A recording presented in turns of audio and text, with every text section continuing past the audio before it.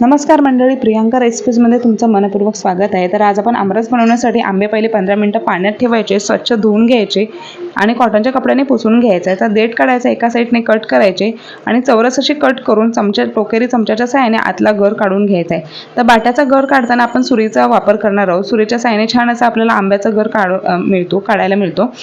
तर हा बघा, आपला सगळा आपला गर काढून झालाय आंब्याचा गर आणि बाटा देखील क्लीन झालाय। तर यामध्ये मेन टिप अशी, आमरस काळा पडू नये म्हणून यामध्ये आपण बर्फ किंवा थंड पाणी वापरायचं, मग आपला आमरस काळा पडत नाही। तर गोड आपल्यावर आहे, जेवढं आपल्याला जास्त गोड हवं असेल तर आपण साखरेचं प्रमाण वाढवू शकतो। यामध्ये मी थंड पाण्याने बर्फ घेतल्याने साखर घेतली आणि हे सगळं आपल्याला मिक्सरमध्ये लावून घ्यायचंय। छान असा आपला आमरस तयार होतो।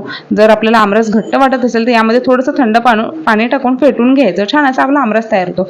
तर आमरस सोबत आपण पुरी खायची आणि छान आमरस आणि पुरीचं कॉम्बिनेशन आहे।